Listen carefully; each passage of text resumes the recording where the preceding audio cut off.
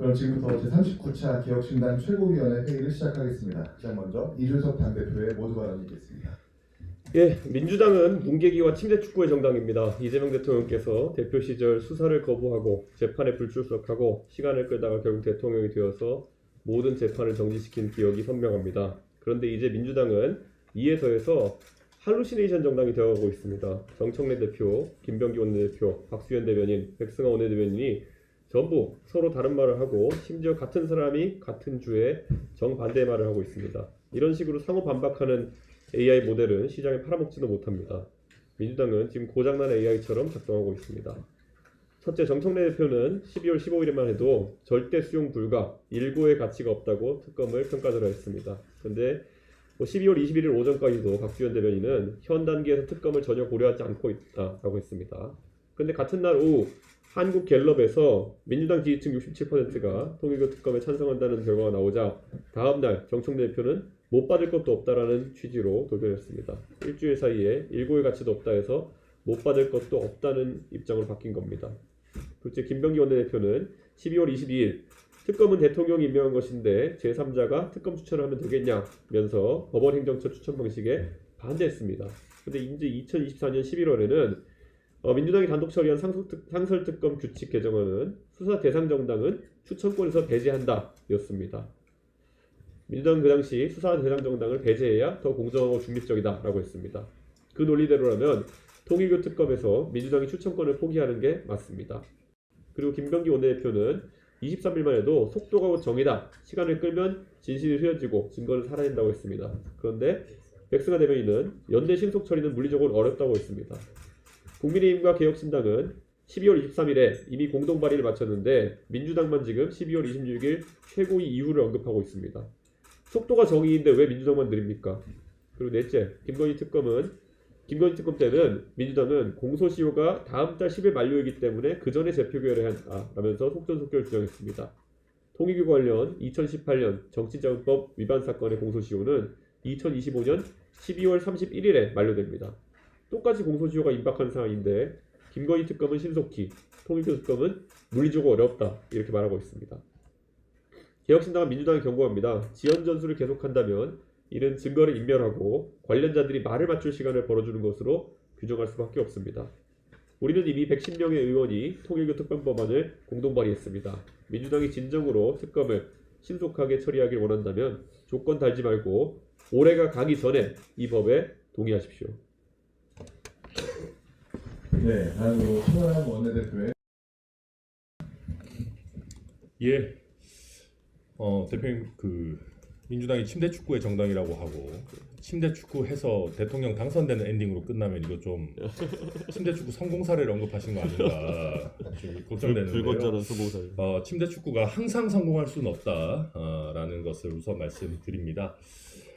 네, 김병기 더불어민주당 원내대표가 통일교 특검과 관련해서 정교 유착의 전모를 하루라도 빨리 밝히자면서 속도가 곧 정이라고 하고 있습니다.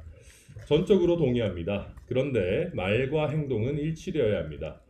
민주당이 통일교 특검을 신속하게 추진하려면 답은 간단합니다. 개혁신당이 국민의힘과 함께 발의한 통일교 특검법을 받으면 됩니다. 더불어민주당은 물론 언론들도 개혁신당이 발의한 특검법의 공정성을 전혀 비판하지 않고 있습니다.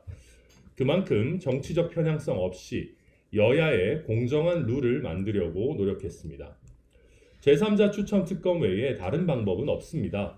통일교 특검의 수사 대상인 더불어민주당과 국민의힘은 특검을 추천할 자격이 없습니다. 만일 민주당과 국민의힘이 특검을 추천한다면 이것은 국민을 속이는 사기 특검이고 세금 낭비 면죄부 쇼에 불과합니다. 민주당은 제3자 추천 방식이 싫다고 해서 개혁신당 추천 방식에 동의할 것도 아니지 않습니까? 이재명 대통령과 단일화를 한 법여권 정당인 조국혁신당이 갑자기 튀어나와서 본인들이 특검을 추천하겠다라고 하는 것도 어불성설입니다. 민주당은 조희대 대법원에 특검 추천 권한을 줄 수는 없다고 합니다. 이재명 대통령 선거법 위반 사건 유죄 취지 파기환송에 대한 보복 감정 때문일 것입니다. 입이 아프게 이야기했지만 전원합의체 판결은 조희대 대법원장 혼자 결정하는 것이 아닙니다. 그리고 정말 정치 개입을 하려고 했다면 파기 자판을 해서 피선거권을 즉각 박탈하지 왜 파기 환송을 했겠습니까? 보복 감정만 앞세울 것이 아니라 상식적인 주장을 해야 됩니다. 납득은 전혀 되지 않지만 민주당이 법원 행정처 추천이 정 싫다면 대한변협이든 제3자 추천에 대안을 이야기하십시오. 또 민주당은 민중기 특검의 민주당 인사 사건 은폐 의혹을 수사 대상에서 빼자라고 합니다. 민중기 특검은 민주당 인사들을 봐주고 민주당은 민중기 특검을 봐주는 것입니까? 민주당은 민중기 특검과의 유착 관계를 숨기려는 노력조차 하지 않는 것입니까? 오히려 민중기 특검이 민주당 인사를 봐주려고 했다라는 의혹을 받으면 민주당이 나서서 민중기 특검을 철저하게 수사해서 다시는 이런 일이 없도록 하겠다라는 것이 정상입니다. 요즘의 민주당에게 정상적인 정당의 모습을 바라는 것이 과욕이라는 것은 알지만 최소한 민주당과 민중기 특검의 유착 관계를 공식화해서는 안 됩니다. 민중기 특검이 여당 인사와 통일교의 유착을 은폐하려고 했던 것이 통일교 특검의 도화선입니다. 이 부분을 수사하지 말자는 주장을 어떻게 민주당이 할 수 있습니까? 민주당 일각에서는 신천지 의혹도 넣자라는 통일교 특검과 전혀 무리한 주장도 나오고 민주당 관계자는 연내 처리가 어렵다라는 입장을 밝히고 있습니다. 더불어민주당은 정말 통일교 특검을 수용할 생각이 있긴 한 겁니까? 민주당의 주장을 보면 정말 심각한 종교와 권력의 유착의 진실을 밝혀내고 엄벌할 의지가 느껴지지가 않습니다. 김병기 원내대표는 속도가 곧 정의라고 말만 번지르르하게 하지 말고 개혁신당 특검법을 신속하게 수용하십시오. 이상입니다. 네, 다음으로 김성열 수석 최고위원의 모두 발언 있겠습니다. 예, 환율이 통제 불능 상태에 빠졌습니다. 고삐 풀린 망아지처럼 날뛰고 있습니다. 원달러 환율은 어제 1483원, 연고점 바로 앞에 도달했습니다. 연평균 환율은 1998년 외환위기 때보다도 더 높은 상황입니다. 이 정도면 을사환란이라는 표현이 과하지 않습니다. 환율이 오르자 물가가 즉각 반영하고 나섰습니다. 환인플레이션이 현실로 다가왔습니다. 커피, 수입과일, 소고기 가격은 이미 10% 이상 뛰었습니다. 에너지와 원자재, 가격 상승도 생활 물가를 정면으로 압박하고 있습니다.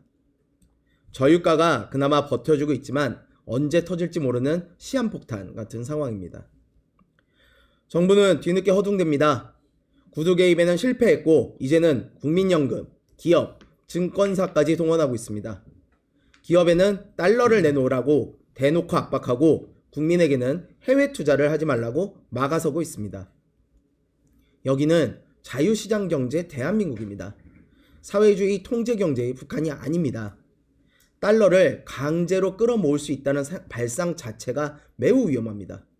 시장을 이길 수 있다고 착각하는 순간 경제는 무너지기 마련입니다. 고환율의 원인은 서학개미도 수출기업도 아닙니다. 유동성 과잉, 즉 이재명 정부가 돈을 너무 많이 풀었기 때문입니다. 한국은행은 이제와 억지로 통계 기준을 바꿔 통화량의 측정을 낮춰보고자 하지만 건국 이래 가장 많은 4,470조 원의 돈이 시중에 풀려 있다는 사실은 변함이 없습니다. 환인플레이션으로 월급만 빼고 다 오르고 있습니다. 이재명 대통령은 과거 계엄으로 환율이 올라 전국민 재산 7%가 날아갔다고 비판했습니다. 그런데 정작 본인은 계엄도 없이 전국민을 벼락거지로 만들고 있습니다. 지금이라도 멈춰야만 합니다. 이재명표 돈풀기를 즉각 중단하고 유동성 관리를 시작해야 합니다. 그렇지 않으면 고물가, 고환율, 부동산 폭등의 삼중고는 우리 국민의 일상이 될지도 모릅니다.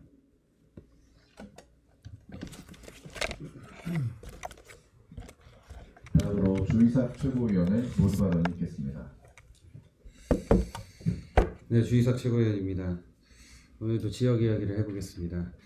대전 충남 통합을 둘러싼 최근 정치권의 공방을 보면서 한 가지 질문을 던지지 않을 수 없습니다. 경제 과학 수도로 점프하겠다. 그것을 위해서 대전 충남 통합이 충청권 주민과 지역을 위해 반드시 필요하다면 이 정쟁으로 시간을 낭비할 여유가 있겠습니까? 지금 여야는 서로의 법안을 평가하고 누가 먼저 했는지 따지면서 말싸움을 이어가고 있습니다. 그러나 시민의 눈에는 그 모든 과정이 미래를 향한 경쟁이라기보단 책임을 피하기 위한 주도권 다툼 아니면은 또 상대당보다 내가 해냈다라는 그런 주도권 다툼으로 보일 수밖에 없습니다. 대전 충남 특별시 출범을 내년 7월 1일로 예고하고 있습니다. 이런 상황에서 서로의 노력을 깎아내리거나 뒤늦게 참여했다 뭐 이런 식으로 탓할 여유를 계속 갖고 있는 게 잘 이해가 되지 않습니다. 야당의 법안이 부족하다면 더 나은 법안으로 보완하면 될 일이고 여당이 이제라도 통합에 동의했다면 지역의 미래를 위해 반가운 일로 받아들이는 것이 지역을 위해 정상적인 반응입니다. 대전 충남 통합은 대통령만의 치적도 아니고 어느 한 정당의 성과로 남길 사안도 아닙니다.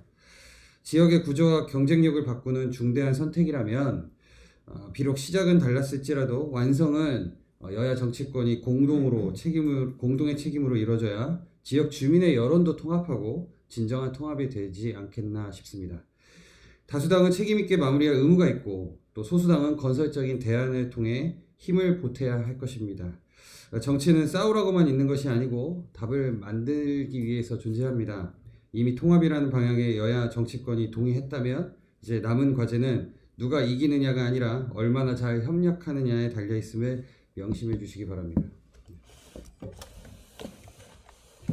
다음으로 이주영 정책위 의장의 모두 발언 있겠습니다.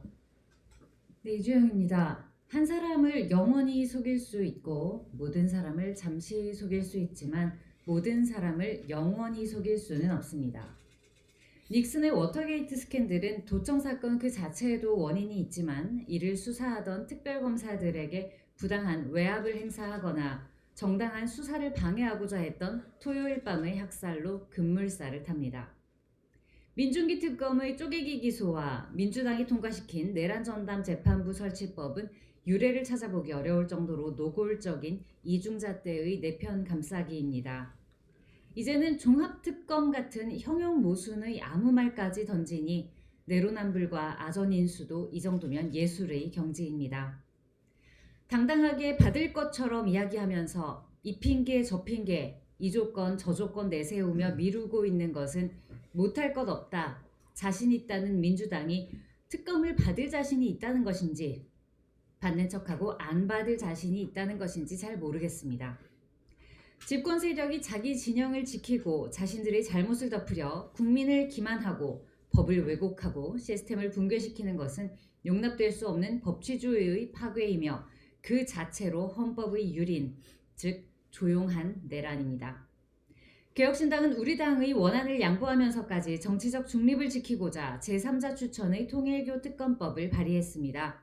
민주당은 시간 끌면서 특검인 듯 특검 아닌 특검 같은 이상한 거 자꾸 시도하지 마시고 자신들이 정당하며 공정하다고 주장하던 약속된 바로 그 시스템대로 통일교 특검에 응하기 바랍니다. 이상입니다. 네, 이것으로 공개회의 마치고 비공개회의로 전환하겠습니다. 크리스마스 이브날 개혁신당 취재해주셔서 진심으로 감사드리고 즐거운 성탄절 보내시고 비공개회의 전환에